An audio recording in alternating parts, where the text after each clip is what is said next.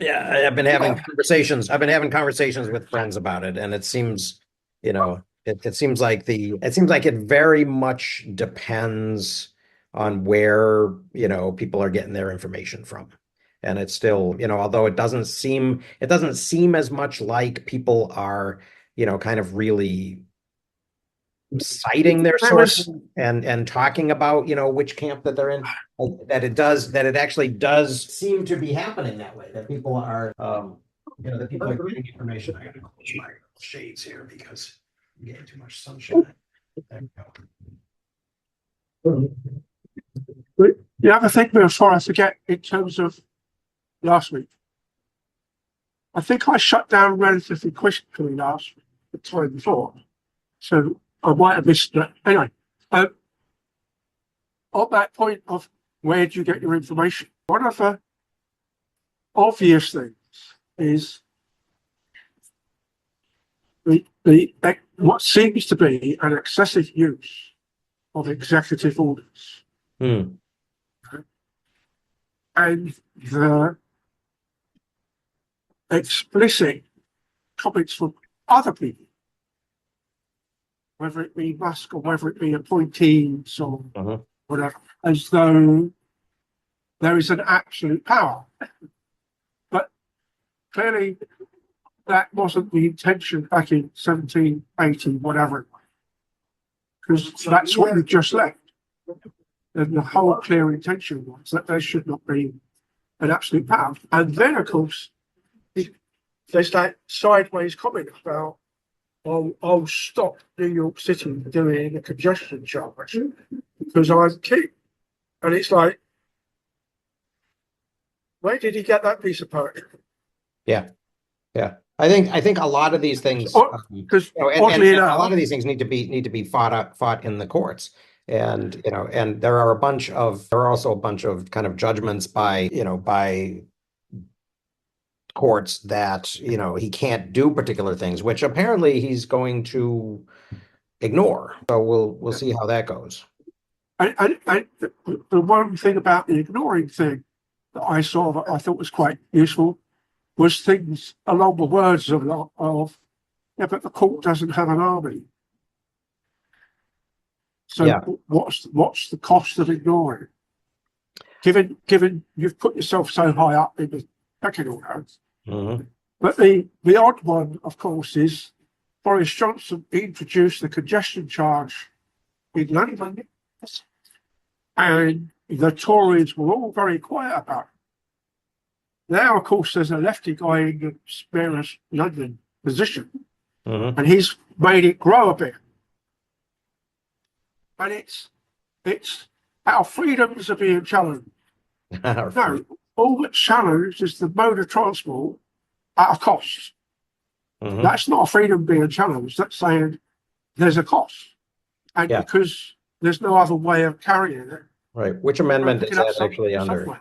Freedom So, of charging um, congestion rates. Yeah. yeah, Yeah. So I want to, now that everybody's here, sorry. Right? Devil's advocate, Trump's argument is, or well, New Jersey's argument is that it is a tax on New Jersey citizens entering New York, which is an interstate commerce question.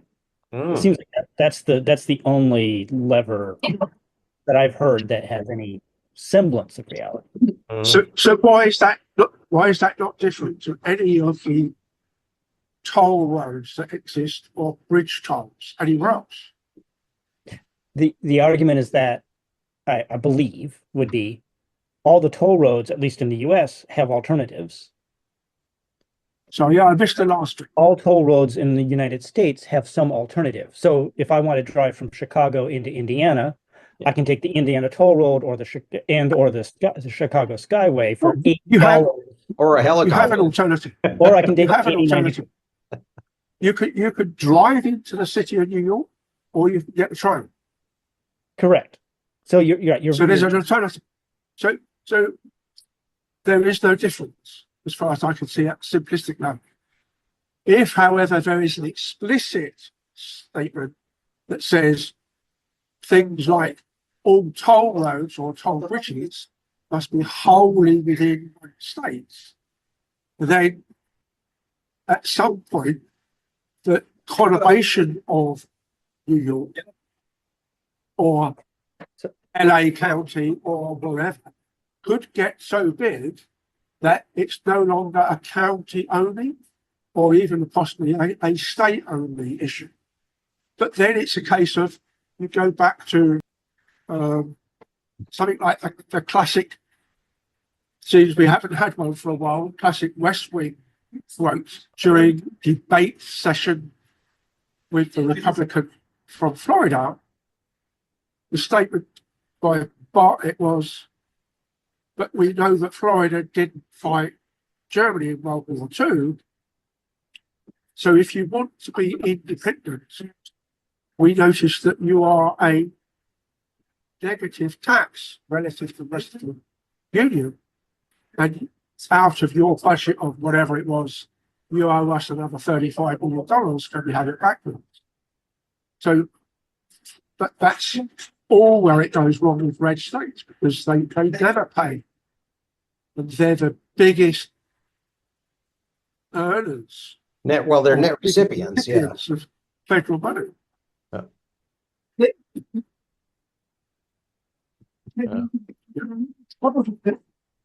So anyway, now that everybody's here, I want to apologize for the confusion apparently last week. I thought that we had established that we were going to take a week off the previous week, but I should have put something in the announcements. So so here we are in any case, and my apologies. So we have the balance of the book. I've been the whole rights thing. It's kind of been interesting because I've been this week sort of preparing lectures for kind of the run up to the American Revolution, which actually is going to happen next week. But this week coming, we've got really all the way from the French and Indian War to the kind of the Boston Massacre in 1770. And so one of the things that struck me as really interesting is that, as they get these people who later become known as the Patriots, become start to talk about their rights as Englishmen and all of these things that they feel are being violated by, taxation without representation and the vice admiralty courts, preventing trial by jury and that sort of thing. That, and then also, the Stamp Act and all of these taxes, right? That they're just appalled that they have to actually begin to pay. It turns out the total tax burden was only something like 17 or 19% of the cost of the 10,000 troops that the British Empire left in North America to protect the colonists from either are kind of a resurgence of the French or of the Western natives. Because at the end of the 7 Years' War, this other war, this Indian War that we call Pontiac's Rebellion, was kind of getting going as well. So it just kind of struck me as ironic that how dare you sort of tax us for this, and this incredible burden that the center is putting on the periphery is. So we did a bit of Roman Empire type thing by leaving people behind so they could become local citizens of the zone. Well, the people who got presumably therefore being there ready and waiting, at least in theory, which would have helped in like 1812, presumably, which is why the White House got burnt down. Well, the White House got burned down because we burned Toronto, so that was a retaliation. But and that's another funny story that we never tell is our ongoing desire to invade Canada and liberate those poor benighted people from the tyrannical control of King George. But what happens if Trump ignores the courts thing? again, I hate to be this guy again, but yeah, that's, absolutely. That's not a good thing. But, the thing that immediately echoes in my brain is, Mr. Marshall has given his opinion, now let him enforce it, which is what Andrew Jackson said in 1830 when he wanted to remove the 5 civilized tribes from Georgia and Alabama, and the Supreme Court ruled against him in Worcester versus Georgia, and and he ignored it. So it's not like we don't have historical context and precedent for this, which is not to say that we shouldn't worry about it. But I just the whole idea that that these are unprecedented existential challenges. I don't know. Impeachment didn't work so good last time.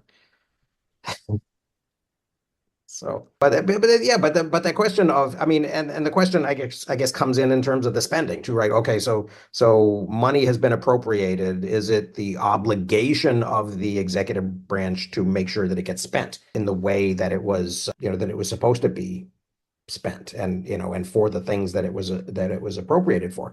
But it seems like there's kind of confusion and corruption on both sides of that too, because now we've got this story about this $20 billion that was kind of moved to slush accounts at Citibank to maybe someday do something environmental, which sounds also a little bit problematic.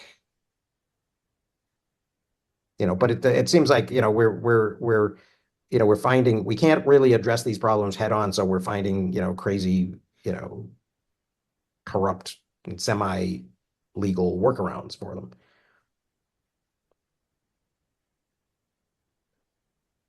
Well, part of it, I think, is a lot of bluffing, because when you look at what's actually happened, I think one of the more recent ones is Trump threatening to cut off any federal funding for Maine. And I don't know what would actually happen if that, just as a punishment to Lisa Murkowski. Yeah. and well, so what happens if you single somebody out like that, aside from the outrage of somebody collectively? Yeah. It's the governor. Yeah. Yeah. Well, and that happened with the Associated Press too, right? Right. Well, I know, but I'm talking about it in terms of government to government. Right. Right. But if you single somebody out, well, I suppose that's right. That's the AP's. Well, the AP thing, it was because, and apparently the problem and the thing that's going to get them is that they said why they did it. If they had just done it, if they had just not issued a press pass to the AP, that would have been within their rights. But the fact that they said, we're not doing this until you acknowledge the Gulf of America was a bridge too far. It's so absurd. It seems to be, in the other respect, there was the point of, there was one thing from Elon's side of it, where the quote was something along the lines of, for public destruction or public disinformation, etc. It's on the invoice, and it's on the invoice to Reuters. The only problem, of course, it's on an invoice to Thomson Reuters, which is a defense cyber contractor, not Reuters newspaper. And of course, so he only reads the first bit type problem. Right. Well, and literally goes off and kicks a whole bunch of things off. And it's, somebody also pointed out on one of them, they were talking about a big number. I can't remember what the number was, but it turns out they put 3 zeros on the back end of the number that you were reading. So it went from something like 8 million to 80 billion. Oh, is that the number of people over the age of 120 years old or something? Well, this was a volume of money of contracts that they had saved. They said they saved 80 billion, and in fact, it was 80 million. Oh, wow. But think it's happened like the COBOL zero counting issue is a different. Yeah. I mean, loads of a big bunch Oh, of no. my friends back in the UK are all, you know, mostly retired now, but ex-IT people. Mhm. And I ended up by doing a load of Y2K stuff for EDS in the UK Yeah. on the hardware for building, because obviously chillers, boilers, controllers, all the rest of it, I've got dates in it. Right. And so it's like, that wasn't that long ago. So Mhm. how is it? Right. How is it that even these kids who don't use COBOL would think Python is great for doing everything? Weren't even alive for Y2K. Yeah. But it's like, you know, I can remember seeing things like 10 megabyte hard drives being moved by forklift because they were that big. Core memory. Yeah. Mhm. And it's amazing looking on it on the outside and saying, let's pretend all the statements are true, Mhm. that there is literally nobody picking up last year's yearbook to say, hang on a minute, chaps, what does zero mean? Mhm. Oh, it gives me a 150-year-old person. Yeah. Okay. How many 150-year-old people do you see wandering around? Right, etc. And it's like, there aren't that many, so what's the reality? There's Fraud. no reality. And if there are, they don't live in America because we got bad healthcare. And that's They're before you they're worry those about, chain smoking old ladies in Russia that were in National Geographic when I was a kid. yeah, and it's like, you've been going from year dot in terms of Trump about fake news and the press don't like me and the rest of it. And yeah, you go, yeah, because you start a speech, and by the time you finish a speech, you've already lied to yourself. Take time. Mhm. Mhm. Okay, so I just opened that thing that you sent, Chris, and is it just me or does Elon need a wardrobe guy? Oh no, he's showing us what America really looks like. Particularly this week, the pictures of the t-shirt and the hat and the glasses and the big chainsaw, like Yeah, the America. chainsaw. Oh God! And Millet, what a moment for Millet to wander onto stage with a chainsaw when his meme coin just went down the tubes. Although honestly, I think even better than that, the picture of the week really was Elon's son picking his nose and like wiping it on the Resolute desk while Trump gives him this stare of death. Right. And then the next day, the news is, I'm going to use the C&O desk. The Resolute desk is going off for refurbishment. Got too much snot on it. Gross. Like, so these are the things. It's the actions they take that show you who they really are. It's like, you know, my wife is always like, when you watch a guy on a first date, they're always telling you exactly who they are. You just have to really look and see what's Quiet. happening. Yeah, be quiet and listen. Yeah. Let him give him a little rope. Well, apparently at CPAC this week, Steve Bannon did a Hitler salute. So and that one I was willing to, you know, maybe grant the possibility that Elon's, you know, kind of, you know, being on the spectrum and having probably been exposed to salutes like that when he was a little kid in South Africa, you know, might possibly be an excuse. I'm not willing to go anywhere near there for Steve Bannon. He knew exactly what he was doing. A French minister like canceled a speech after that. Yeah, a pen minister, not just any minister. Oh, it was the prime. Okay, I just saw a quick little snippet headline after it happened. I mean, so they know the territory.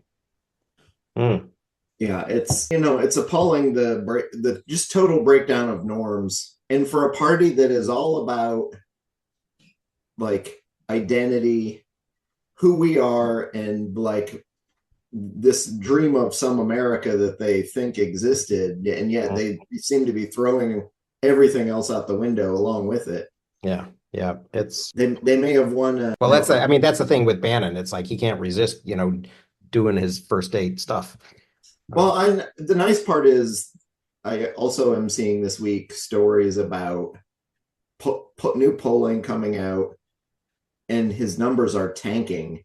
And people who are doing Republican House people and Senate who are doing like community forums are just being drowned out and called to task, and already the midterms don't bode well for them even before they've done anything. Just statistically, the midterms, especially for the Senate, automatically there was a Democrat, but like there was that favorite lefty, young Rachel had a session where she went through a whole load of polling numbers, but then it got followed by somebody talking about there was a town hall meeting where the two Republicans practically got verbally lynched by a Republican seated audience, as in, so you've cancelled my dad's grant for something in agriculture, you've cancelled my uncle's job in the forestry industry, and and it just went down the line of so what do you think you're doing? Yeah. And some of the polling questions, and obviously you don't know exactly who's being asked and exactly what context, but it's like, what do you think about the cancellation of XYZ job? And it was like 18% for, and the rest against. And it's like, how many actual people in those jobs? Probably not that many in many cases, because that's the other thing. But in terms of one of the things I saw going up through the chat was the numbers of savings being done. And somebody produced a graph of the savings to date versus the contracts given to Elon. And the savings were like this, and the contracts given to Elon were like this. And it's like, why are you not starting off where the big numbers are? And it's like, why are you not starting off at the DOD? Because the DOD as a whole is clearly the biggest single number at a departmental level. Right?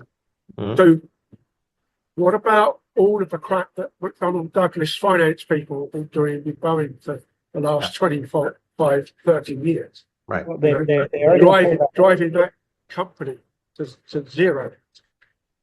So two thoughts. One, the contention that I've read is that they started with things like USAID because people don't care, and you can get some good press, good in inverted. Well, and you can show some silly DEI related stuff, which feeds the meat to the base. Right. The second thing is on Douglas Boeing, they're going to pull back the Air Force One contract that failed anyway. So there's your pushback. Well, the DOD is too hard to do, I think.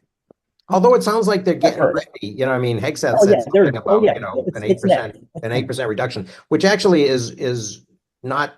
I mean, it's similar to the reduction that happened under Obama. Really, there was like an 8 to 10% reduction over a 5-year period. So so it's not like territory that we've never been anywhere near before. There was some additional talk. There was some back and forth apparently on X about the stranded astronauts, and we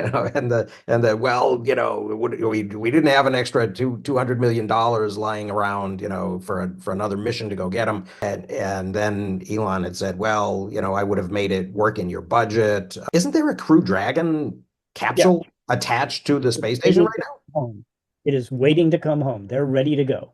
And so isn't the thing just that if they came home on the Crew Dragon, that would be too much of a black eye for Boeing? I think so. And they're too big of a constituency in the Senate for that to be allowed to happen. I don't know. It's weird. It's weird. I don't think that $400 million in Cybertruck sounds like a good idea, though. Yeah, but that got wound back. Well, good. But yeah, and apparently it got blamed So far. on the Biden administration anyway. Did it? I didn't catch Yeah, that. because it was in the December projections, right? So it couldn't have been a Trump thing. I also didn't see, I didn't read the article, but I saw a headline that said Trump was like canceling a whole bunch of EV contracts too. And it was like, Yeah, he's closing all the EV charging stations at federal properties. yeah. Which were like charge point stations anyway, right? Which Right. nobody would ever have used. So yeah. Regardless, doesn't fit the narrative that we need to, extract more oil. Yeah. Right. Drill, baby, drill. Yep. Which I read some interesting numbers in.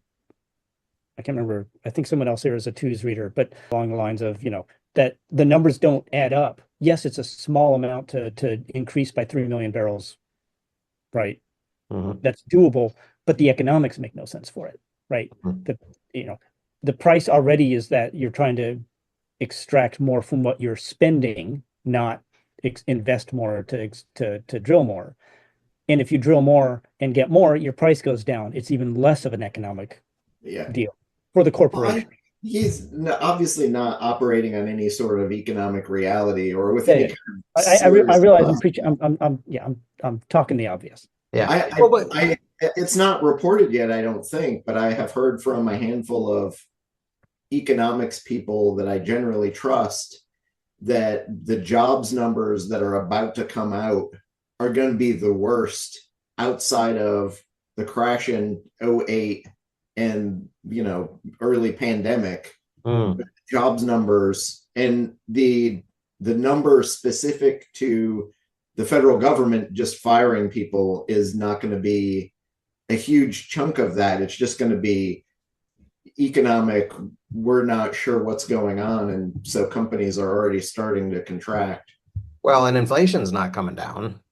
So Yeah. so we seem to be in a kind of a Well, serious I don't economic moment. because it's I don't know if it's an LA thing or it's just everywhere that the price of eggs has jetted up. Mhm. But I have heard that typically in December, everybody's making pastries and cookies and stuff for the holidays. So egg demand goes up, and then usually in January it crashes. And usually at the beginning of January, the FTC issues warnings against chicken farmers, egg producers, against gouging. And immediately the price of eggs, even though it's continues to go up in January, immediately bottoms out. And that has not happened because the Trump administration has not done anything, which is an easy thing for them to just issue the warning and have the usual market bottom out. And that has been the case as well during times when there are bird flus or other issues, Right. which is generally the narrative. This is why egg prices are going up. But I think there's a secondary issue of that FTC warning hadn't been issued. And they probably the person who presses that button probably had to take voluntary retirement. But it's also an easy thing for the administration to do to help out all the people who they say. And if you can placate the masses on the price of eggs, which is literally something they promised, like we're going to make prices come down. Yeah. Oh, that's an interesting looking article on Millet. Yeah. So on the eggs, the one thing that I saw this week was that the new head of the Department of Ag said, we have a way to solve the bird flu crisis, vaccination, without culling. More details to come at the end of the week. He said this Tuesday. I haven't seen the details, but the coverage I saw of that indicated that the reason that the U.S. doesn't do that is because it craters the export market for eggs, because other countries don't want to take vaccinated product. I heard there was didn't read the story too, but I saw a headline about eggs being stopped at the border, right? Like some import eggs, and apparently there's eggs going in both directions. Like Canadian pharmaceuticals. Yeah. Where are all the influencers decrying all the chickens with autism? Like, I don't want autistic chickens. Yeah, I don't know. Yeah, I do think that the Trader Joe's eggs are flying off the shelves because they're only 360 or whatever.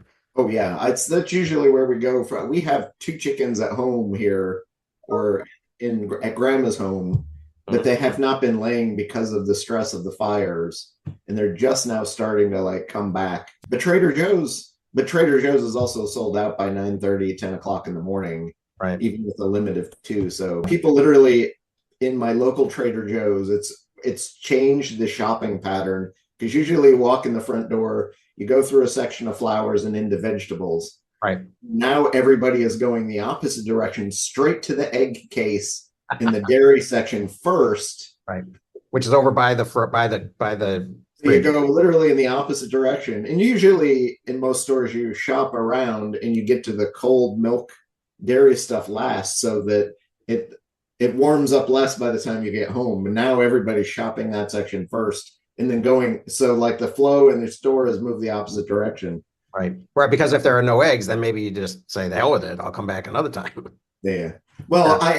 unbeknownst to most, Trader Joe's economically, and it's been studied. Literally, there's a Caltech economist who studied the phenomena.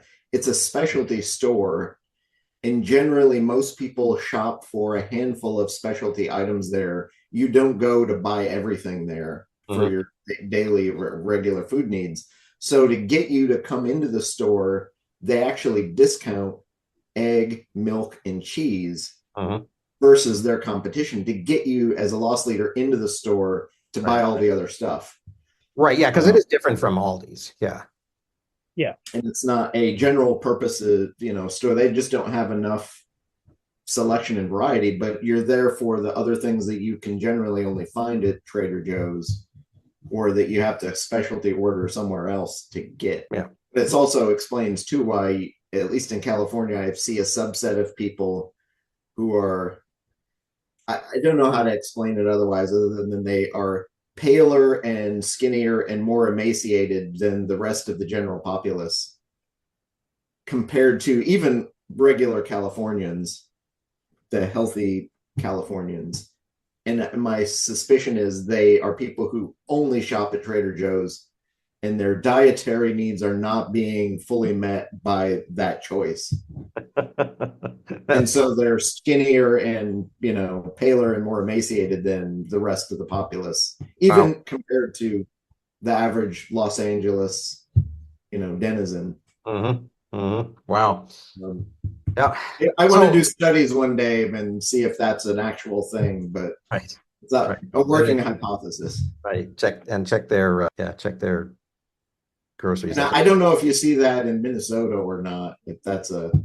Yeah, well, I think it's kind of funny because I've been, living up in Bemidji, we had an Aldi's, we didn't have a Trader Joe's, and so there were things that, that used to be kind of, yeah, specialty, although they stopped stocking the dry falafel mix, which I used to get in huge quantities, like whenever I was down here, I would get like 10 boxes, and now they only have the frozen stuff. But yeah, no, there are some things like that it's sort of like. Okay. It's got a kind of a little Pier 1 vibe. But in other Los Angeles news, you got a new fire chief, it sounds like. I haven't heard that we've got a new one. I just know that we don't have the old one. Yeah, you got an acting one that they brought back from retirement. Yeah. Well, it's all politics, I think, more than anything else. Like somebody had to be hung I out. think, sadly, Karen Bass is being held to task for flying away when she said, "Oh, I'll be here," after Eric Garcetti spent no time here. Mhm. But it doesn't. Even if she had been here, things would not have been dramatically different in any way, shape, or form. Right. And it's not. Yeah. I think I said it a couple weeks back. Because of historical corruption in New York City and Chicago, when Los Angeles was built and designed, the power structure was spread out dramatically. So the mayor here does not have the power the mayor of Chicago or Atlanta or New York would have Mhm. to unilaterally do a lot of things. And the problem is she's being held to task as if that were the case Sure. when it is not. Mhm. And so to spread out the pain, she has the ability to, do at least a little bit of something to make it seem as if. But I even had she been here, we would have seen the same exact result, and it would not. It looks bad, and people Right. are not going to let something like that go, even though logically it's. Yeah. It's, it's not that she gave the fire personnel time off when there were Yeah. high wind warnings. Yeah. Well, and it's usually this time of year, these winds are not this bad. Things Right. are not this dry. Usually that first week of January, the rains have already started because we Right. get all the rain that we're going to get during the year, essentially during the month of January, the first week or two of February. And we haven't. So it literally was kind of a perfect storm of multiple things had gone wrong all at Yeah. once. Yeah, So- well, and it does seem that that it probably would have been the same had she been physically there, but it does seem like there was kind of a set it and forget it Yeah. sort of Well, and ideally, you hope that's how your government works, is that there has been planning all along for some worst case scenarios. Mhm. And that's what worries me heavily. And what we know about things like climate change, like we're letting our resilience go so that at points where we're going to dramatically need the help, we have physically built the recovery and resilience against us. Right. Well, So and that- it was, yeah, I mean, and it was years or decades of, kind of fingers crossed. Let's, we understand this fragility, but, we don't have a budget to Yeah. do anything about it. Or you get into a situation like the pandemic where you have a reasonably well distributed public health system that is functioning. And it certainly didn't help that the Trump administration decimated a chunk of the public health, national infrastructure months before, or the year before the pandemic happened. But then on top of it, you add that we're just going to bury our heads in the sand and pretend this is not a thing. And I think he benefited heavily that big cities like Los Angeles and New York, where you have density, just quickly, and versus small towns, countrysides, where it's going to take time to both get there as well as to spread because they're less dense, only help to fire the fuel of, hey, this is not a thing. So a big chunk of the country didn't see it and feel the effects until much later. Yeah. Well, it does seem the problematic that the cities and rural America were different constituencies, blue and red. And so they were already, choosing teams. Yeah. Morning meeting. We got a With lot climate change. Okay, go. What Climate about climate change, Tim? With the climate change element, you're seeing in some instances 50-year events, as the label goes, happening almost every year in the same place, or similar place, or just next door. And it's that said, we had a 100-year event on the day I arrived here in 2008, and we've never been anywhere near it since. Yet we had the rainstorm early last year that killed people in the city. So it used to be every year we would lose a few people who had gone up into the countryside, up into the hills. They hear water, and the same as with Boxing Day tsunami thing in Thailand and other areas around there, people walk towards the noise, go see what it was. And so the advice, particularly if you're going wandering in the mountains with a group, the advice is if you hear a train coming, and there's no train because you're in the middle of the mountains, walk up, get away from the bottom of the gully. Right? You see in some of the Spanish towns early end of last year or earlier, you see cars floating past, and it's like, it's not the water that's going to hurt you, it's the stuff in the water. Yeah. And it's always brought out with the big floods. You get hit by something or you get pushed over, and Mhm. then you're on the bottom all of a sudden, and Right. that's it, you're gone. So, you know, the obvious thing that you cancel is all the climate research, because as one meme has suggested, I could get my local weather from my local weather news station. Yep. And the response is, of course, where do you think they get their information from? Yeah. Yeah. Well, it'll Anyway, be, book. it'll be interesting to see, what happens when the infrastructure supporting some of these things like local weather reports is no longer there. Or my favorite, like, people in California are worried about people at FEMA being fired or FEMA not supporting this issue. But then if you do things like that, suddenly you have areas in the South, particularly Florida, that hit hurricane season. And it's like, oh, yeah, we aren't going to be able to rely on FEMA anymore to stay here. You're going to have a massive, massive, massive political problem, Yep. Or you let that slide, or you say, okay, we'll support Florida, but not California. And then what happens if not to drag us on topic, but in a very Grayberian, stance, Californians decide, oh, it would be better to be the 11th province of Canada than it would be a state of the United States. Mm-hmm.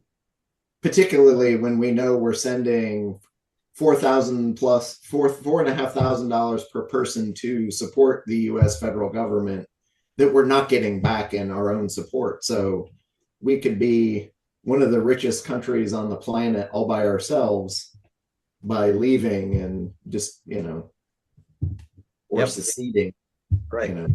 Right. If you want to frame it in a more like American-esque kind of, secessionist movements. Right. Right. Well, yeah, and and California, I mean, actually, and my parents live outside of Sacramento too, and my sister lives in Sacramento.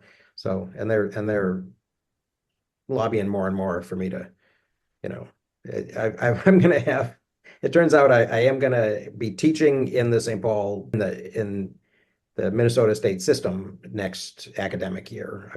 There's another guy going on sabbatical at the college out in the western part of the state that I'm teaching at, so I'll pick up 3 courses there, and it looks like I will have 3 courses at St. Paul, but all but one of them will be online.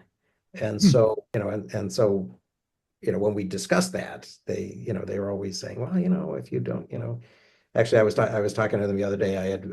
We had a little cold snap here. It was about, between 10 and 20 below, and for about a week, 10 days, and so I wasn't out walking. And now it's finally starting to come back, and we're actually going to have temps in the 30s and 40s. And so my dad was saying, well, it was 65 out here, and and I told him I had walked 4 miles, because it was 15 degrees or whatever you say. So he said, well, it's 65 here, and and if you're walking to the college, the community college that I used to teach at is only 1.5 miles away, and it's a nice walk, and. So but your response this week to him is, yeah, but I can't get or can't afford fire or earthquake insurance. Well, they've got a house, and and so they're like, well, you could come out and you could live here, and it's a nice house, and it would be, and it's got a garden, and my dad's got a library is there and everything. He's like, well, you wouldn't have to move the library when I popped off. So small things. Yeah, it's the and in the meantime, we could spend more time while they're still around. So, so I'm considering that. And the more my work, ends up being online, the easier that choice will be to make. Actually, it looks like next fall, I'm going to only need, aside from any office hours I might set, I'm going to only need to be on campus, for 2 hours on a Wednesday, which certainly makes it easier to travel. So economically, you buy your tickets in a staggered manner. So you buy a round trip ticket that leaves this month and comes back next month. Right. And then you do that every week or 2 weeks, however often you need. And then you don't use the tickets in pairs, you use them, Yeah. you know, and you Is- buy is- your is- return ticket this week, but going back next month from the other direction, and your travel price goes way, way down. Is, If is you that, is haven't that heard that flagging or whatever it is? Yeah, the airlines don't like it, or they don't Right. like it if you buy a round trip ticket and then don't use the return Mhm. ticket. Yeah. Um, I do. I remember actually when I used to travel for work years and years, like decades ago, I do remember a guy trying to teach me that method. yeah. But In fact, I learned that from the same economist who was doing the Trader Joe's loss leader study. oh, nice. Cool. Well, that's practical economics. I think this was 20 years ago too, or 15 years ago. But he also said the best day to buy, airline travel was on Tuesdays when they returned huge amounts of inventory. Oh, That apparently there was some mechanism that travel agents would pull inventory out and hold on to it to sell to customers, and then at the end of the week they had to return it, and that was the return day. interesting. But I don't know if there are travel agents really anymore. There's a handful, but Right. But there are probably they may not be the same hacks, but there are probably some hacks, in the new world of, Expedia and Orbitz and all of that. well, if I think Eric found that article, probably the same one I read a while back. They sued a website that was trying to Yeah. assist people in doing it. But it's a fun thing when there's a cool name like skip lagging. Yeah, exactly. For it, like, If it has a brand, it's got to be something. Right. Yeah. Right. Yep. But the average American probably doesn't know what that word is. No, but for those in the know, Yeah. yeah, it's You can get dirty Buying look for the tickets. a lot of times. Buying tickets like that gives you less control of not travelling by Boeing that pulls out expired.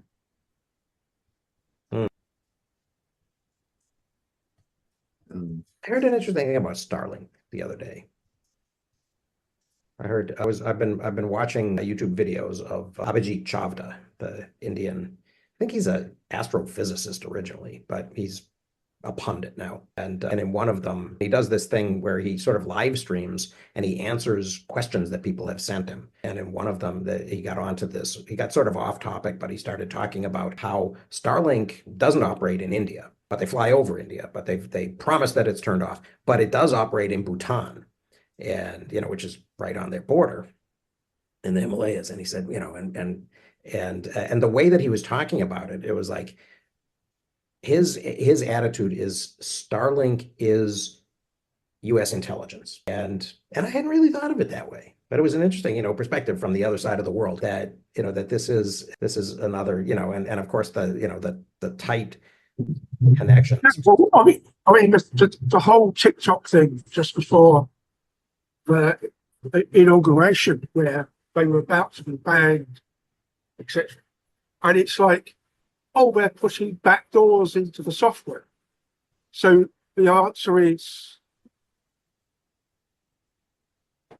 what does the NSA do? Well, yeah. Well, and the funniest thing about that was, the idea that, what Trump was talking about when he was talking about it was he wanted the US government to own half of TikTok after it got, partially sold to, to some private concern like Elon or something. And, and that just struck me as, well, okay, wait a minute. All of that stuff that Edward Snowden revealed to us, we won't have to worry about that anymore because all of Americans are going to opt in to that in TikTok, where it's above board. And it's like, yes, the EULA of TikTok says, we are surveilling you. We are using your camera and microphone when you don't, and we're not telling you. And so you don't know that we're recording you when we're recording you. And I mean, all of the things that, of course, Amazon and Microsoft and everybody are already doing, but that, the thing that was unacceptable was that it was, an organization that possibly would allow my personal information that they learned, about this conversation that I'm having, that, that they might be recording on my phone, would be available to the Chinese Communist Party, like Yeah. about what we're talking about. Well, why do that when it's available to Big Brother right now? Yeah. That's one of the reasons why Germany is so strict on their like privacy laws is somebody, back in the 30s thought, hey, let's take these government databases and use it to just wipe out millions of people. Mhm. Hey, great. Using these new Hollerith machines. Yeah. Yep. So yeah, although that 60 Minutes thing that they were on recently wasn't a good look for the Germans. It seemed like that got a lot of reaction out there on the webs. The UK, the Ukraine thing, yeah. Yeah, what have you heard about that, Eric? Only just that with the tight alignment of Trump and Musk, Starlink is highly necessary for the Ukrainians, and they have no communication infrastructure otherwise because it's all been bombed. Right. So Starlink is what they have. Musk has already said, I'm giving this to you for free. You should be paying me more, and I'm not getting paid, or I'm not getting paid enough, or whatever. Mhm. So he's already said he's tempted to cut it off. So now maybe that's a negotiation element, right? Well, Yeah. it's Well- going to be a lot harder to defend yourself against Russia without communications infrastructure. Oh, absolutely. The thing I'm not hearing news about though is what the rest of Europe is thinking about what's happening here. Because the issue is, you let Russia take Ukraine. Who's next? Is the Ukraine just the Sudetenland all over again? And I'm hearing and seeing no news about any of this. I'm just hearing the scuttlebutt between what Trump thinks and what Elon Musk thinks and what Putin may or may not do. But I'm not hearing anything about all the rest, because even if you say to Ukraine, okay, settle this and give billions of dollars worth of mineral rights to the US in exchange for helping to keep you where you're at, is a quid pro quo. Okay, but then what does that say, particularly in a time when the US is now making expansionist movements against Mexico, Canada, Greenland, and this week I think I heard a headline, or saw a headline too, about, I think it was JD Vance saying we should give up all of our air bases in Germany and leave. And I'm like, what the hell kind of crazy is going on here? Yeah. Because the air bases in Greenland, Chris. We already got an agreement for a bunch of new bases in Greenland. We already had one, right? We have a Space Force base there, right? Yeah, but I think there are going to be like half a dozen more that have just gotten authorized. Yeah, and as the I have to think that real estate in Germany is way more valuable than it is in Greenland. Real estate. They're all real estate ventures. The Gaza Riviera and the Ukrainian Riviera and all of those opportunities. Well, it's almost as if you look at the model of McDonald's, which is just a marker of Americanism everywhere, and you think about what McDonald's is really doing. Most people think they're in the business of hamburgers, French fries, and Cokes, and they are not. Does anybody know what McDonald's real business model is? Franchising. No, it's not even franchising. It's real estate. Okay, yeah. They buy and own the land on which all these. Do they own the franchisees? Don't own the sites? So 9 times out of 10, the land itself is done, and it's a lease back to the company. Mm. And even Sears, as Sears was being dismantled, and Sears went into bankruptcy, the CEO split the company into two, and one was a real estate company that was selling or leasing the land to the individual stores. And so they put all the value of the real estate into the holding company and split it off and let the physical infrastructure go bankrupt while they kept all the land value. and that, this a similar things being done with all the companies that are buying up failing newspapers. They're segmenting off the real value and then letting a company go bankrupt or selling it off for parts and pissing it away. Mhm. I'm really not sure how these mechanisms exist, because it's stealing, essentially it's a corporation and leadership stealing value from investors and keeping it for themselves in very curious, somehow legal ways, Mhm. and then letting the companies go bankrupt. Well, that's the model that hostile M&A has been operating under since the 80s. And I really am not sure how that becomes a legal thing that you can come in and raid. So, because literally it's piracy. We're going to come in and we're going to take all the value out for ourselves. Right. And then we're going to finance it with either the stuff we sell off or the debt that we can write on the assets. Or we'll sell those things for a sweetheart deal to ourselves, Mhm. let the company go bankrupt and leave other people holding the bag. Meanwhile, we walk away with all the value we've strip mined. Mhm. And it kills me that somehow that is happening in America, and we let it continue apace. And so essentially, that's what this Trump administration seems to be doing: is let's strip mine the U.S. government for all the value it has. And in 5 minutes, they're going to be selling off the buildings and the land all these things had to private corporations for pennies on the dollar, and literally taking that value away from the shareholders of the American public who ostensibly own it. Well, it worked so well when the Soviet Union was splitting up, created a bunch of oligarchs. Yeah. Do we want to talk about Graeber today? Oh, I thought you'd be rip roaring ready to like jump into his reference to angels as it, like, in the hierarchy of angels as it relates to the art world. I read that and I was like, oh, it's like it's Dan and the great books all over again. Yep. That was I blame that on Nina. Okay. Do you think Nina is a hierarchy of angels kind of person? I don't know. She's been posting a lot on Twitter. She's apparently she's running these groups of kind of resistance activists and stuff. So I don't know. She seems to be busy. Yeah, I meant to look into her, more of her background and where she came from and what her space was before Yeah. the Graeber, but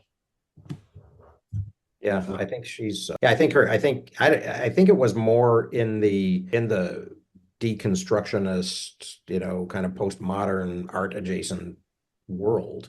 Yeah.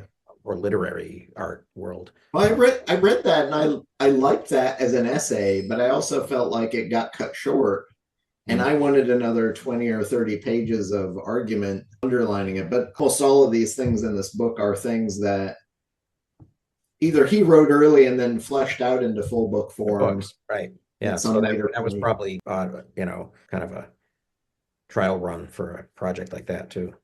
But the ideas of how do you create scarcity as a means of building a financial model. And I had some friends who I was following a conversation they were having online about kind of, and it relates in some sense to the great books in academia. So academicians tend to elevate literature and the high art of literature to say, these are the right things you should be reading and how you should be reading them. Mm-hmm. And particularly Adler did this, but it creates a gap between, Joe and Mary Beercan, who watch The Simpsons instead of reading Aristotle and Plato. Right. Even though Aristotle and Plato are going to be mentioned in The Simpsons and they have at least some context for it. Mm-hmm. But Harry and Mary Beercan are also going to be less likely to read the high art stuff because it is made to seem inaccessible. Mm-hmm. Even though people like Adler said, this stuff is very imminently accessible to everyone. You just need to pick it up and take a look at it. Yeah. Yeah. And yet I mean, who was it that Alex Beam who said that that's what the Syntopicon was for, was because you're never going to read these tiny 8-point font column books. So we'll give you we'll allow you to go in and find all of the info you want on angels in the Syntopicon and cross references, and you don't even have to read it. You can just believe what we tell you about it. Or not believe what we tell you about it, but make it more. They've indexed it all to the nth degree. So in a world before Google exists, right, you want to find something about angels, here's the place to go. We're building in the search engine at the front of the project. Absolutely. To let you go find it. Right. And that would be the ideal, that somebody would actually go and find those things. This girl. You can now, in some sense, they were trying to give you the Twitterized version to read a couple paragraphs here and there, which oddly is how most people read the Bible. Yeah. You don't start and you don't read it continuously. You're like, okay, I'll delve into this piece today or that piece tomorrow. In fact, even, the Catholic Church franchised that. You go to Mass. Yeah. Right. And here's a couple paragraphs every day. And in the span of 3 years, you'll have the entirety. The whole thing, though. That was the trick, right? Was we're gonna leave the part, all of the stuff out that doesn't support our current worldview, right? And so there's I've seen places where they say within a 3-year span you'll get all of it, but I think to get all of it you have to do not only daily Mass, but you have to do a couple times a day to get all the readings in.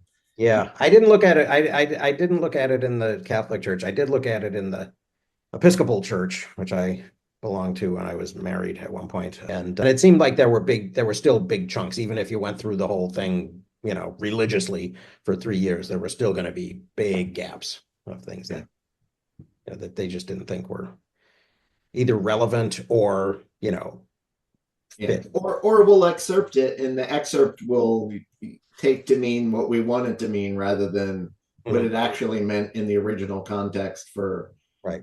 Which might be contradicted by the stuff that we're not showing you. Yeah. Lobsters are robots. That was an interesting moment too. I think that's in that sentence. But when you say lobsters and robots, I saw a meme thing this week that if you take the logo for the Chicago Bulls and look at it upside down, it looks like a robot having its way with a lobster. Oh no! Oh my God! That's something you can't unsee. And once you've seen it, you can't unsee it. So, forget that I've said it and move on if that's not your. All right. Well, now I'm curious, but I'm not going to go. I wonder if I'll remember. Or maybe a crab, not a lobster. So, but now that you've said it, we've made that link, and it's it's data that's out there. Right. Available to be scraped up by somebody's AI.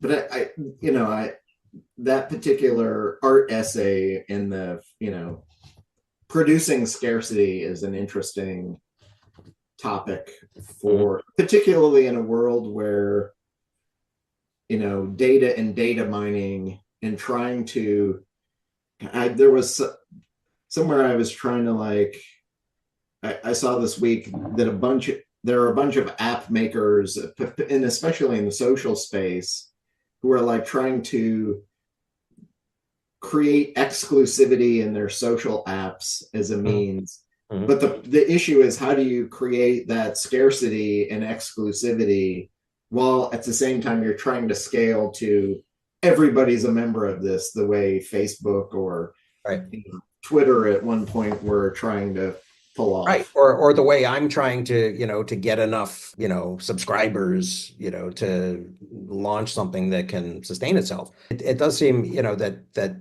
and it's kind of funny because Pat's not here again today, but he's been, he's several times now he has encouraged me to try to incorporate AI in some way into what I'm doing. And other people have done it. I think you've said something like that once or twice, Mark, and and Tracy Castillo, asked me about that as well. And it does, I am getting the sense that because as I'm doing this, I'm kind of working away this weekend at trying to get to chapter 6 of my American history thing so that I can actually tell the students to use it and then really start getting some kind of user reaction to it. And as I'm doing that, I'm sort of creating, so I put my primary sources in, and I linked all the things in the description of the primary source that, they might need a little to be filled in on, right? Remember this, or maybe I haven't talked about this, and here's a page on it, kind of thing. And then I did that also in the lectures, and so I've got this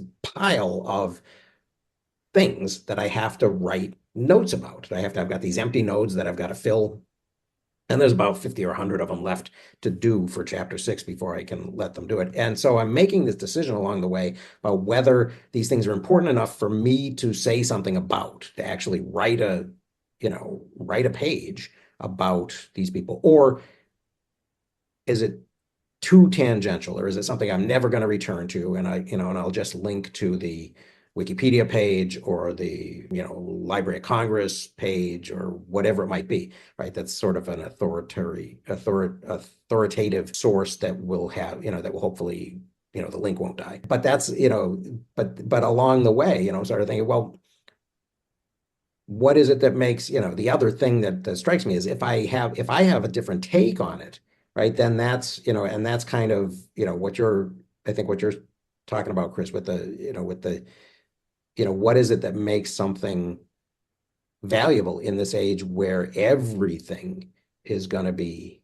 available online, and everything is going to be, scraped up and averaged and reverted to the mean, with all of these different language models. It's got to be some type of point of view. I mean, I'm not claiming to be doing art, but I am doing something that has a different point of view. Yeah. Well, and I'll go ahead, Mark. Yeah, I don't know if you read I wrote a little thing in the community discussion for the book club here. We did too. Kind One of- about Yeah. writing in Medium, and yeah. Yeah, it's an interesting take on the problem of, I would say, the problem of teaching, which is, in my translation, people who know stuff, what they have is this rich, interconnected. I mean, if that particular perspective on what it is that knowledge is, and even to some extent what is we're trying to capture with smart notes, units of information meaningfully connected. But the idea is the instructor, what is delivered to a learner is linear. And the problem is, if you're a novice, what you're doing is trying to create, you have to create it yourself. And the challenge is, how do you aid in that creation? Are there ways of communicating the structure of the expert that don't have to be linearized, if that's a word? So the lecture is linear, a book is linear. Right. Interesting thing, I think I started thinking about this, at least in books, you have headings and subheadings, right? Which is really the outline. And it's like, if you think of it as a 3-stage process, you've got the expert's knowledge, which in producing a lecture or maybe a book is kind of turned into an outline. And then the outline is turned into the product, and the product is experienced linearly. And the challenge is the kid, the learner, especially with a lecture, has to somehow turn what's linear, which is just a series of information and facts and stories, back into a structure of knowledge. And it's really there in the head of the originator, but how does it get recreated and, personalized? But also, I mean, to some extent, the value is in, how the learner picks up this structure and makes it their own and integrates it with their own structure. But I just thought that was a really interesting idea. And, you see elements of it, these people who talk about sketchnoting, and they talk about, trying to have students turn what they hear into, connected elements. And that was always, I always had trouble with mind maps because I always thought they were so arbitrary. Well, that's right, mind maps, right? Yeah. and you know, but yeah, I think what I'd like to try to do is have, you know, these different sections, right, where I have a narrative story, I have a lecture, right, that Sure. goes through, you know, a dozen or 2 dozen Right. linear elements, right? But then, yeah, I think maybe I should be more deliberate about actually at some stage along the way, you know, maybe around this point in the semester, you know, challenge them to, okay, now there's enough stuff in, you know, and you know, there's enough Right. stuff in this. I showed them the bubbles. All right. It's that thing that Scott hates, you know, the bubble boys Yeah. thing. And, you know, and I said, okay, so these are, you know, and I colored them differently, you know, the primary sources and the, you know, and the things in the lecture and the things in the, you know, the extra notes and stuff. You know, and I could say, okay, now you can do this. Now here's a, you know, here's an assignment, right? Think of a topic and trace, you know, and find a path through this forest, right? Connecting these different things, going from one to the next, you know, to the next. And you know, maybe that might be an interesting exercise, right? Well, Take these I things was, and turn them you know, into an essay. I always kind of, try to interpret things backwards from the student. And one of the things I wondered about is a kid will tell me they remember a story I told. I told the story because it illustrates a particular concept. They don't necessarily remember the concept, but they remember the story. So, Yeah, okay. right. So then you say to yourself, well, yeah, okay, that was funny and you liked it and whatever. You remember the story, but what was it good for? It was Right. supposed to teach you something, Demonstrate the power of stories. right? Yeah. And now what you do, what you collected are my funny stories rather than what I was trying to teach you, perhaps. And Yeah. I don't know. It is Well, interesting. You see elements of that, like you say, mind mapping is an example. The Cornell note taking system is kind of a similar thing where here's the stuff, right? The free form notes, and now you're going to try to bring out elements of it. There's people keep hinting at some of these build your structure kind of processes would be the way I describe it. Yeah. And if it, but I also think that, one of the things I've heard, well, if you lecture, have an outline rather than PowerPoints that you give them. I mean, you give them what you want, but give them the idea is, well, here's the outline and refer back to it continuously instead of just running through what the outline turns into, which is this string of things that you hear. Mhm. I don't know. I just think that's an interesting concept, and it fits so well with kind of the deconstruction of the series, which Mhm. is what note taking and smart notes and links and tags Mhm. are kind of all about. Well, and then the reconstruction of Right. these deconstructed things back into A another structure. story that needs, Right. you know, the connective tissue and needs to conform to some type of an arc, maybe, and all of that. And how do you make, you know, how do you either consciously or unconsciously make that happen? Right. Yeah. Yeah, that's interesting. So I don't know. I mean, people have given out outlines and they've given out mind maps. I wonder if you're, the structure I was thinking that's an interesting idea that relates to these others. It's not just the structure because you can go deeper once you can see the structure. Yeah. Yeah. Actually, one of the things I was considering doing was, you know, once I've sort of got some of these things in place, you know, actually using it myself to make Yeah. stories, you know, and then maybe showing the work. Well, okay, now I'm going to tell a story about, he says on the book. He actually like went into his Stripe account and started bragging about and showing things, saying that he was showing things. Who knows? But yeah, it was sort of and he was really insulting. You know, he kind of began by just doubling down on all of the crazy, you know, bubble boy, you know, linking your thinking BS stuff that he hates. Well, he's trying to divide a community so that he can conquer, and it's all a big sales funnel from top to bottom. Yeah. And the only reason he's probably delving back into it is whatever money he was making on it has dipped, and now he has to like stir the pot some more. Mhm. But Yeah. you know, Yeah. I don't know that there's a community. And it's really, I think the ultimate thing he was selling was a platform for a website he was selling at, probably $3 or $4 a month. So Yeah. you could do what he's doing. Right. And really, that's where he's making the money, I think. Because he's Right, not. and I think that was the call to action at the end of the video was, here's a how-to course, where you could emulate kind of what he was, but he was, and to at least to his credit, he was upfront right at the beginning that his original goal had been to be a newsletter guy, right? Because he kind of came out of that. I mean, I remember newsletters, back when I was, working for investment companies and insurance companies and stuff. There were people who had, stock picking letters and things like that. And, and they made good money. It was a legit business model. To tie this back to our prior conversation about history and teaching, I haven't been following Heather Cox Richardson's newsletter, or even if I presume she still has one, because she's probably making. She not only has one, now she has a Facebook resistance group. Yeah.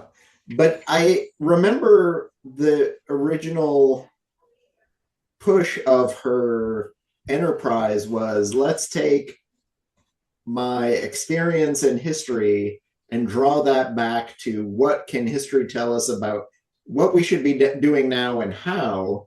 Yes. And the last time, it's been months since I read it because I've been busy doing other things lately. Yeah, just existing. But she used to do a reasonable job of saying, here's what's happening and here's how that relates to the history in the early days. And then I almost felt like here's a précis of what's happening in government today that's wrong and not right, without as much drawing on the history bank and the knowledge. And it was more of like, here, I've read the newspaper, so you don't have to, is kind of the direction I felt it was going in. It did seem like that. Historical drawbacks. Right. And for me, that was way more interesting. I can read the newspaper myself, and I'm going to. Right. I don't need, so in some sense, it's the same model that the monologue for Colbert or, Jon Stewart, like I'm going to give you the headlines of the day, but in a comedy format. And she was doing the same thing. I'm giving you the headlines of the day, but in a historical format, which is an interesting thing. Right. It's a lens through which to see what's going on. But when you make it more about the comedy, or you make it just about the history and you lose all the rest of the context, it's not as valuable. But in my mind, a lot of the stuff I had read most recently, she was taking the history out, and it's just, here's the headlines. Right. And the value of it seemed to be based on her sources, which were all kind of blue team, sources. Some of them were actual government documents produced by the blue team while they were in power during the Biden years. But yeah, I mean, it seemed like there was a spectrum of stuff that was, on the one hand, on that extreme, it was just, a daily kind of talking points memo. But occasionally on the other side, and I kind of dipped into it and then got frustrated and went away and dipped into it again. On the other side, occasionally, and it usually corresponded to a date. On this day in history, something significant happened, and she would talk about that, and then she would, kind of connect it to sort of what's going on today and that sort of thing. And there have been, things, and there are things that you could draw together. I mean, the thing that I was talking about earlier, the Andrew Jackson Worcester v. Georgia thing, ignoring what the courts tell you, maybe that, can have can say something about, all and especially all these things, that I've been, all these existential crisis moments, right? That, that have never happened before. It's like, yeah, they happened then. That would be valuable. Yeah. Well, that's the thing too, is even in that educational process of trying to tell stories to show points, a lot of people they take in everything and they don't make a super active practice of figuring out the why and where and what the original context was to apply it to their own lives. Right. And they don't actively do that, but over time, maybe it goes to some of Thomas Kuhn's, scientific revolutions, like, the old revolution happened and everybody's learned a new thing, and they forgot about the old thing. They didn't learn about it, and they're stuck in their milieu of now. There's no So science that's history. Yeah. That's what shifts history is. Okay, you're only seeing it from now. Mhm. And it's some of why I spent time looking back into older forms of note taking. Yeah. Because to some extent, Vannevar Bush reframed things, and then the computer revolution happened. Right. And everybody seemed to forget, like, we've been doing this exact same method for hundreds of years now. And it's part of a ratcheting mechanism that has allowed us to move forward in some areas. Right. Well, and we got so focused on form that we forgot to question what was the content, and did that even change? Or things in let's say the computer science area, it's a whole lot easier for a UI perspective to create things like folder structures, which in some sense is another form of indexing. And you put a bunch of stuff in folders, and when you can search across all your folders all at once, it's a great thing. But I don't think the average person uses, or there isn't as much power in search of your own data, that I don't actively, and I've got decades of files in my file system on my computer, but I very rarely use search for one or two words to try and find things valuably. I usually spend more time hunting and pecking my way through the folders to find the exact thing I know I want. And that probably takes longer. But then you contrast that with things like Obsidian that, specifically allow you to not use folder structures, to find things by tag or category or just a bracketed phrase. Right. And which one is better, which one is quicker? You may like one method over another, but these things go back hundreds of years to methods that we had been using before. What's the difference? Right. Well, I think in the case that we were talking about previously, the other thing, of course, is there's a market for kind of what she's doing, and there's probably less of a market for nuance than there is for, if your goal is millions of subscribers, hundreds of thousands of paid subscribers, then probably nuance is less effective than finding a group of people who know what they're looking for and giving it to them. Kind of the question is she following the market? Does she know that's what she's doing? I mean, it's interesting. My wife is a religious reader of her stuff, and she reads a lot of feminist blogger or podcasters, and somehow she got hooked into, and because of the relevance to her understanding of current events, she'll tell me all about what Heather's on about today. Yeah. Yep. And that's always the engine. Is this, the word malicious is what comes to mind, but that's probably not fair. I think it's entirely sincere.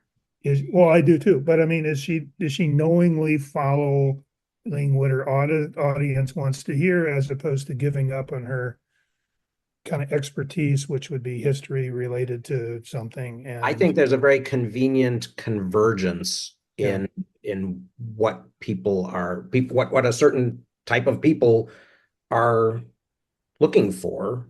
Yeah. And what she has to values offer herself. And I think that's organic and legitimate and sincere on her part. I do think that filter bubbles still apply, right? Oh, sure. So yeah.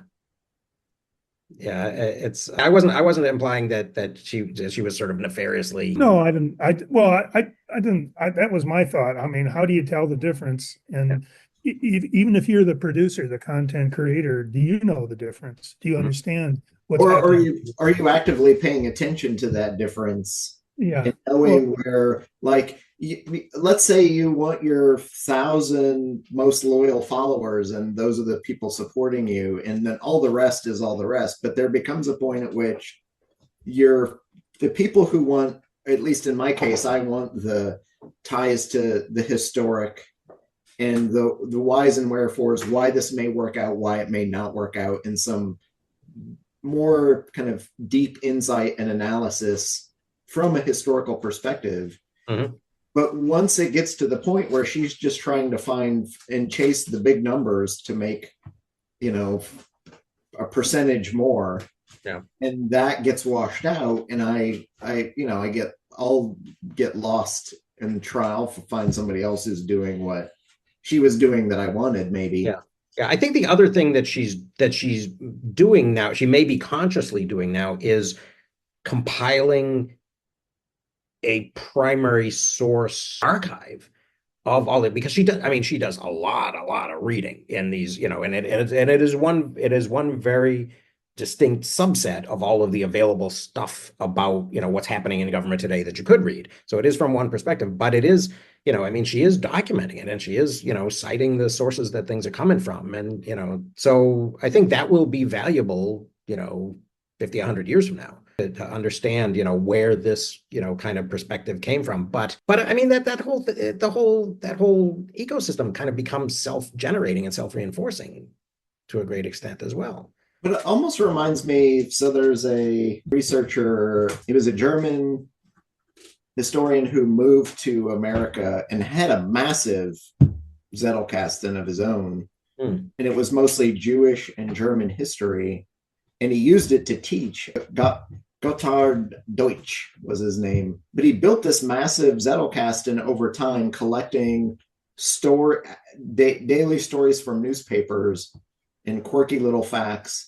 And he used it in his teaching, and he used it also to teach his students. And his students actively pulled quotes out of newspaper stories and gave them to him, and he would file them. So it was almost a communal thing as well. But to some extent, that's what she is doing, and taking and archiving and indexing all these things. So in some sense, as a historian, she's documenting what's happening now. This ties back to older things. Yep. She's just doing it in a digital newsletter format that in some sense may actually make it harder to pull out and excerpt things or search it, or Substack disappears and all of her work goes with it. If I'm a historian, I worry more about that. So I'm hoping she's backing it up somewhere else. So too. Yeah. Yeah. I'll be right back. Excuse me.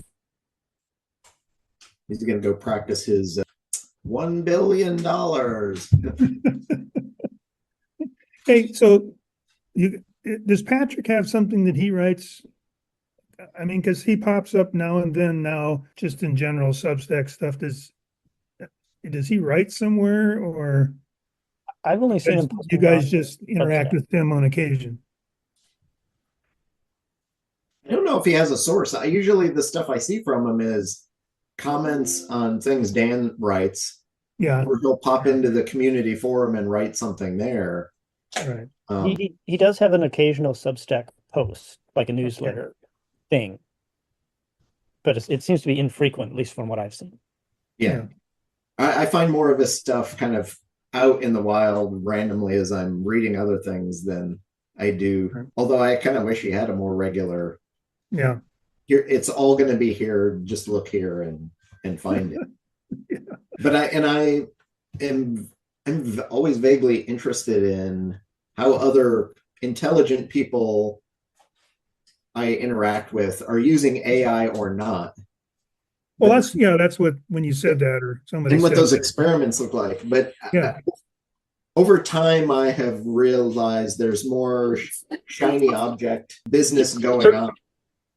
And not anything what you use to it for. do. So I'm happy at this point to wait for the AI kerfuffle to shake out and something to come of it. But thus far, most of the people are seem to be under the impression it's an interesting toy sometimes, but it doesn't give them the thing they want or the answers they want.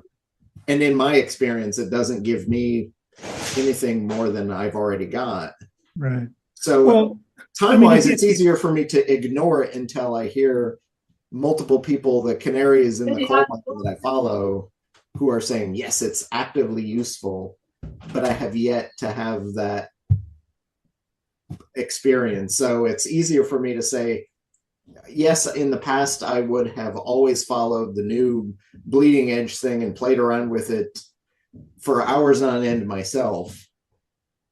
But I have found it's more valuable to not than to do that. So as kind of an advocate, probably something like Patrick, how about this? I mean, any externalization, whether it be paper notes or whatever, is due to the lack of memory or the failures of memory of people who have once encountered something they found valuable, and acknowledging their limitations have recorded this stuff.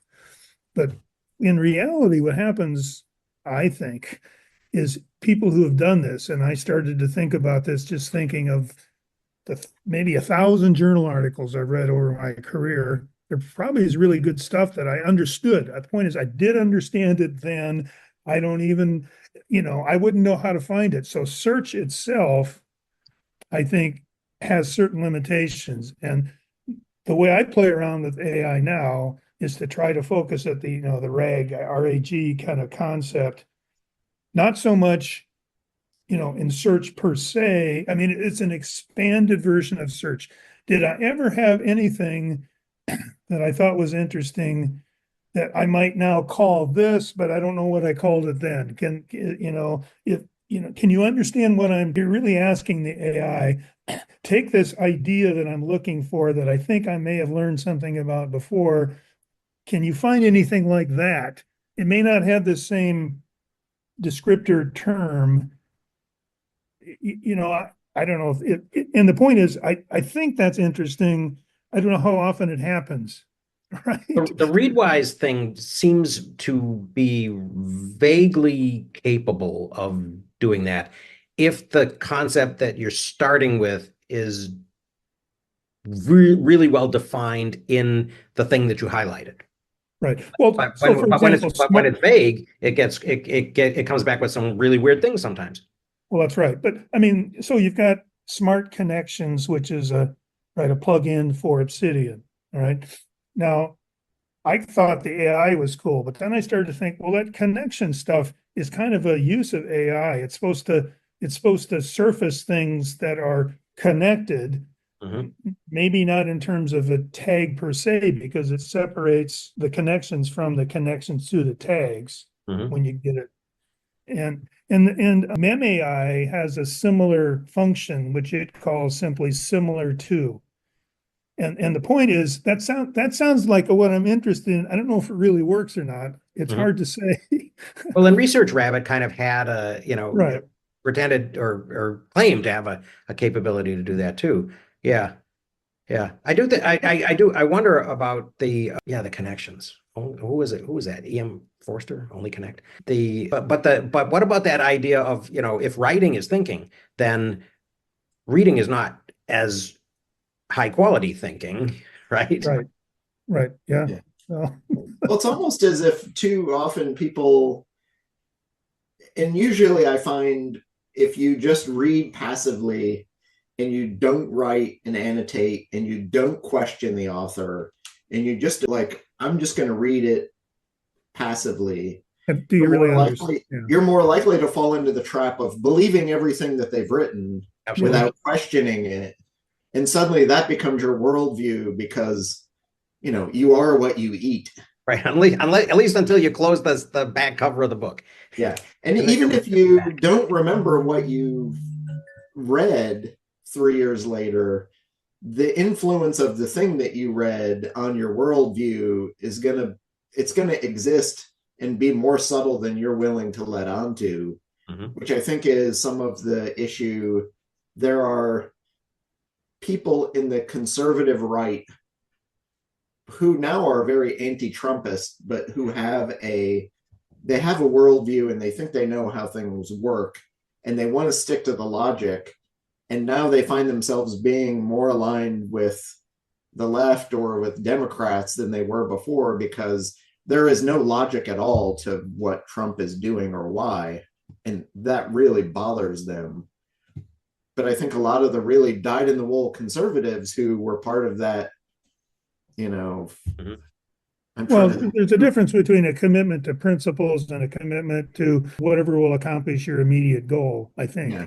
Well, although there is an effort being made, maybe not by Trump himself, but by people around him, to say, okay, there is a historical precedent to this, right? You know, Ronald Reagan wanted to, reduce the size of government. Bill Clinton, and I mean, how many times have I in the last week have I seen this old clip of of actually Al Gore talking, Bill Clinton standing beside him saying, "We're going to reduce the size of government." You know, that there's needs to be some type of continuity in this. Yeah. that's the thing that kills me is, and I keep seeing and hearing, and it's almost a GOP talking point lately, the old Reagan quote, I'm from the government and I'm here to help.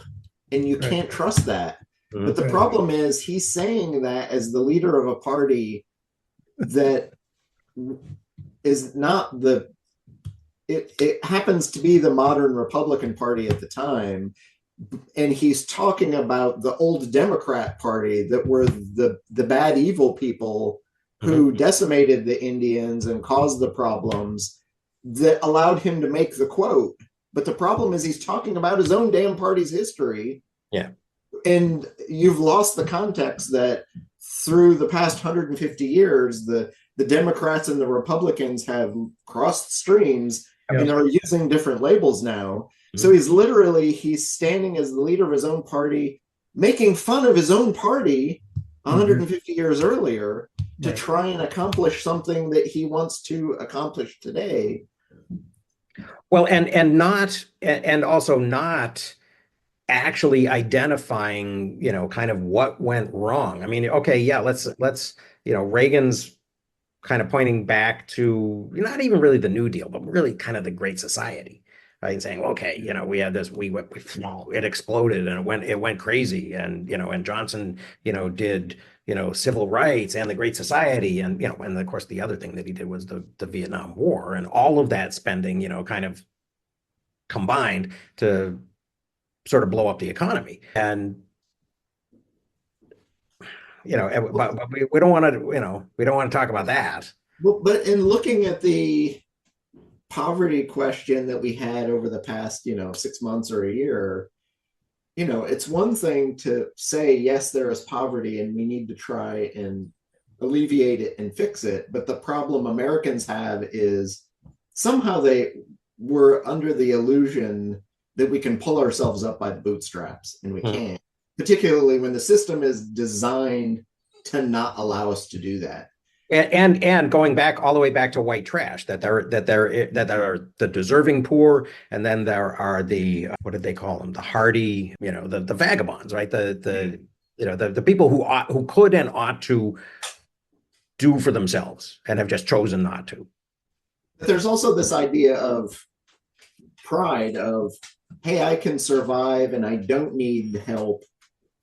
Which has been underlined even for me in this fire situation, is I am super privileged and have a lot of personal family help that I can rely on. So I don't need, should I go sign up with FEMA or not? And it's kind of like, but at the same time, I've been paying into this system, both for my insurance company for ages. I've been paying taxes for ages, and I don't, I'm like the state of California. We are all giving money to the federal government and not getting as much back in services as we might ought to. But why shouldn't I? And literally only because we have been doing all this reading did I go do and sign up just to see kind of what's there or not. And I've heard stories from other friends who literally have lost everything and had no help, but who signed up for FEMA and got denied. And I'm like that's just crazy that these hurdles exist and they're not actually helping. Yeah. But there's this pride issue of, we're Americans and we don't need your money, or pity, Mr. Johnson. Don't come show up and tell us. And until you tell us how bad we've got it, we don't know that we've got it so bad. Mhm. So maybe don't tell us that. Yeah. Do what you can. Mhm. But the problem is that gap between the haves and the have-nots has gotten way, way worse. And the current administration, I think, is doing that at their own peril. That, like, the first people who are going to have pot shots taken at them are going to be Trump and Musk. Literally to the point, and I think they know it's the case because I think federal agents have deputized Musk's security detail in the last week, which the average Joe is probably not going to hear about or notice. But, like for his own private security detail to now be government administrative forces. So he's getting Secret Service protection now. What is that? Or they're coordinating with Secret Service. Yeah. So, yeah. Yeah. But it's like, does well, he? I'd be ratcheting up my security if I were Elon at this point. Oh yeah, totally. Yeah, but yeah, I mean they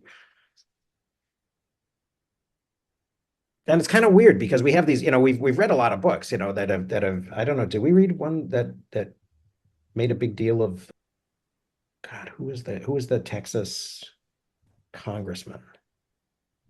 It wasn't Sam Rayburn, I don't think. Yeah, it's kind of weird because we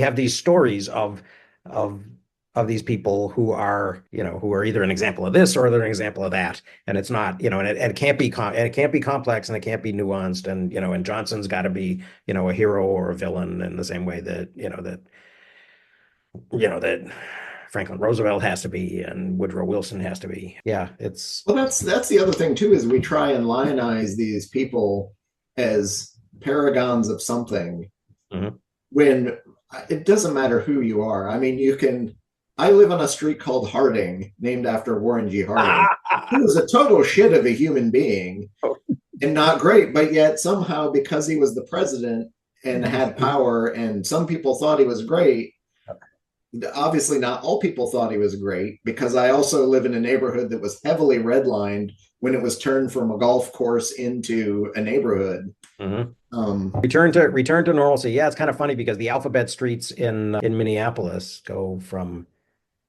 it's Garfield, Harriet. I lived on Harriet, so there's not a Harding there, but yeah, but Garfield, Garfield, right?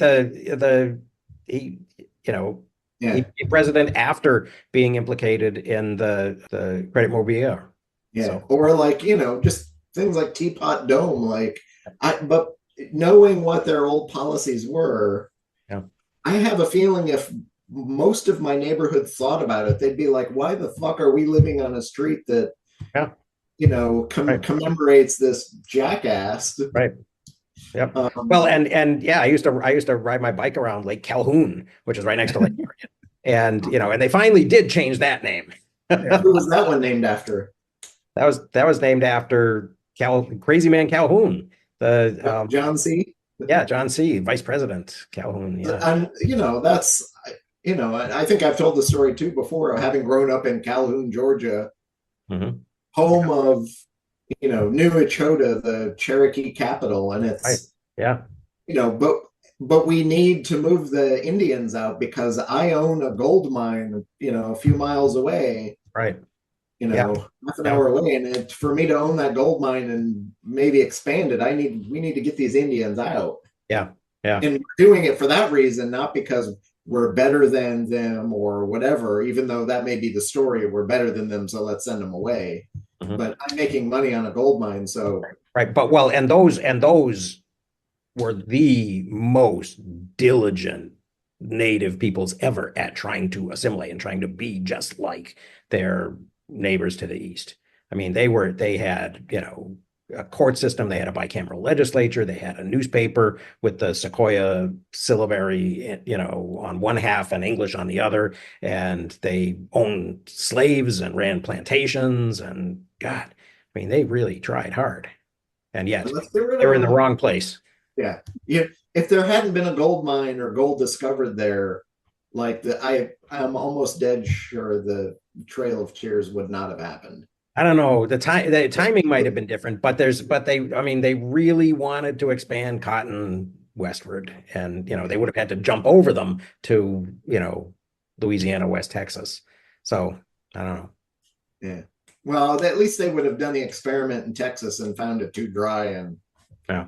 failed without the misery of decimating the peoples. Yeah. But it's kind of funny because there's all of that, there's always all of that boosterism and land speculation too. Yeah. But we see the same thing now as, and it's part of the issue of having the president be both an administrative leader as well as a figurehead. As well as a speculator booster of the Gaza Riviera, which will be a great project and we'll own it, and go in there with my bulldozers with my name on them and take care Because I of was so successful at building the wall. Yeah. But everybody thinks that or at least a subsection of people think he's really great and he's doing good things, whether he is or not. But they're willing to ignore the is it good or not, because they see this figurehead of. It's a weird, I mean, and it's a weird different configuration of the things that those particular people are willing to ignore, because there's a whole nother configuration of things that the other group on the other side were willing to ignore about their leaders, right? And so it's, and I don't know if it's entirely just based on convenience, or if there are some things that it's easier for people of a certain mindset or point of view to ignore. Certainly there's a lot of corruption. I mean, Ukraine was a cesspool of corruption with the Biden family's name all over it. But It's okay as long as they're not coming for me. Yeah, maybe. Was it Jane Goddard? I think I saw a quote of her asking a big crowd, like, and it predominantly a white audience, and she said, I want everybody in the room to raise your hand if you would be willing to be treated the way we treat African Americans in America. If we treated you that way, and if you think it's so even and equal, like, raise your hand if you would be willing to trade places. And of course, nobody does. Right. And then she follows up with okay, now it's obvious that there's inequality, but now you also know you're complicit in that inequality, which makes you're not good people because of it. So you obviously know it exists, and you're just willing to lend a blind eye to it. Like, or I mean, maybe the counter argument to steelman the other position is that there's a slope, right? And that these, and that African Americans are down, lower on this slope to, the promised land of prosperity and tranquility and all of that. And I wouldn't want to, trade places with them, but that doesn't necessarily mean, from this person's perspective up here higher on the slope, that I'm pushing them down, or that I'm holding them back. They're just early, they're just at a different place, that my family generations ago had already done. And so, so I mean, but it's complicated, because, then what opportunities did your family have that those people didn't have, and yeah, I mean, but it is weird, because it seems like there is less willingness also to try to imagine that other kind of perspective. And I can accept, I think, that part of that has been due to push too far towards that universal blaming of everybody. I mean, it's kind of weird. There's a guy on Substack who does Civil War stuff, and he was on recently. I think his name is Kevin, and he was on recently saying that the 54th Massachusetts has been told by the Army, the Pentagon chain of command, that you're not allowed to participate in this thing that was going to happen this week or next week for Frederick Douglass, right? Because we're no longer paying any attention to people based on immutable characteristics. I was like, well, wait a minute, dumb shit. We're not paying attention to Frederick Douglass because of immutable characteristics. We're not paying attention to him because he was black. We're paying attention to him because he was a hero.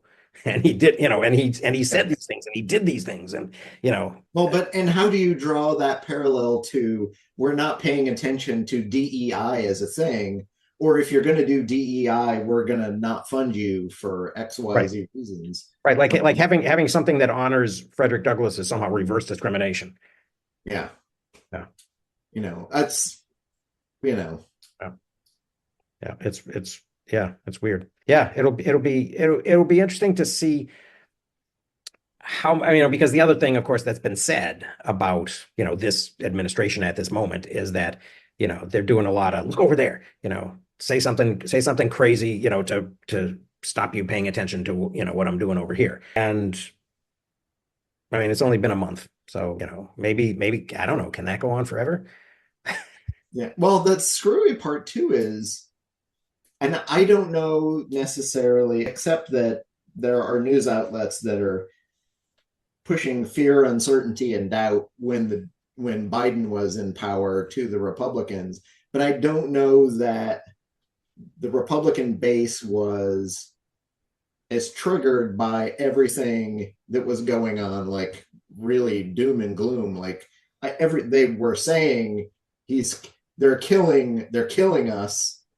They're eating the dogs. It's obviously not the fact. Versus, I think there are people now, even in the Republican base, who are realizing that some of the stuff that's going on is actively starting to kill them or hurt them economically, even if it's not a cultural thing. But,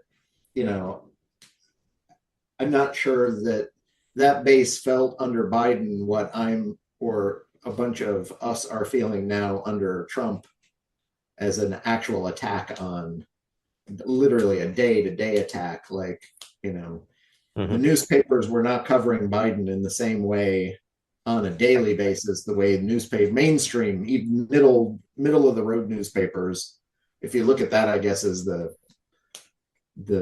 baseline. Coverage is dramatically different in terms of what's happening and why. Yeah. Well, I think people are still working out whether they're gonna, in the mainstream media, whether they're going to be in the resistance or not too. And it does, but it does seem like there were questions that we wouldn't address, about like, okay, is this a presidency or a president? And now we're very, very aware of the president, but we weren't as, I don't know who the writer was, but I think it was in The Guardian. I saw an article literally saying, like, people should consider not paying their taxes as a protest. Yep. Like, this has happened before, it'll happen again. But like, here's a point where, like, if you feel like you're not getting the government services you ought to be, in protest, you should. Well, and 6,000 auditors have just been and on top of that, like, it should be very easy. And the problem is, most of those auditors, usually, the nice part is a big chunk of them were chasing the smallest people rather than chasing the biggest fish, which would be a much better game. Because as far as I know, Trump still has an outstanding tax balance that's been going on for 15 plus years now. Wow. That and right off. Presumably, they are not chasing him as hard while he's in office. Right. Yeah. Yep. Yeah. No. Okay. So cast, should we do? Because there were other ones farther back with more votes, like Who Owns the Future and stuff. But I'm not feeling a lot of urgency towards Who Owns the Future, and cast might be, appropriate for right now. Yeah. And it's been on the list for a good bit too. The question is how far. I don't have my copy in this. I don't have a copy right in front of me either. I will make an announcement about that. All right. So my guess is it's probably about 300 pages. So 75 to 100 pages in, maybe. Yep. Whatever that gets. Unless there's something really obvious about change of theme or coverage or something like that. Yeah. Yep. All right. Okay. Well, I was going to say, we've been doing this long enough. I can guess where put a Right. logical break in anyway. So Yep, yep, and you'll be plus or minus, wherever we end up, which we never know, really. Yep. Cool. All right. Well, thanks, everybody. Have a good week. you too. Hopefully, Take care. no more really weird things will happen. Always do. They always do. Yeah. See you later.